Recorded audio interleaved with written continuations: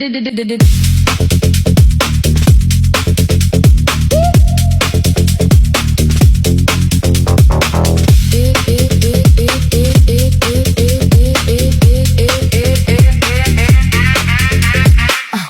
room and the floor goes loud. Voice cut short through the moving crowd. Heavy beat, keep the fire alive. Step too close and not change the vibe. Hands up high, feel the sound. No looking back, no slowing down. Rough voice, big night, all the time. Move with the rhythm, stay in the line.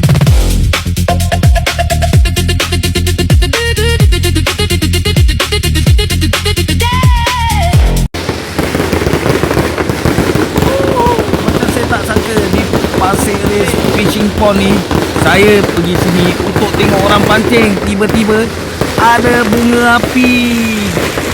Terperanjat lah saya. Apa cerita ni sekarang? Pasir Ris Fishing Pond. Nampaknya malam ni ikan semua terbang lah. Terbang di angkasa agaknya. Inilah tempat saya selalu berehat atau memancing. Kat depan tu ada juga pasar ataupun hawker center. Kadang saya suka duduk lepak dengan kawan saya. Kawan saya ada kafe di depan tu. Di kolam pancing di Loyang. Mungkin malam ni banyaklah penduduk-penduduk di Pasir Ris dan Loyang. Macam saya juga ni terperanjat. Tempat nasib baik tak pingsan. Apa ni warna-warni di angkasa ni? Rupanya acara bunga api sambutan National Day.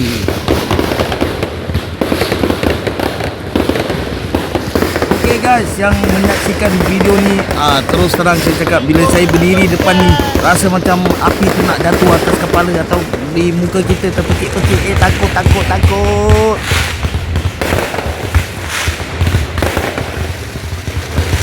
Kata orang tu, ini baru kat dunia. Api memancar sinar tak berhenti-henti. Kalau kat api neraka tu lain cerita lah. Mana nak lari?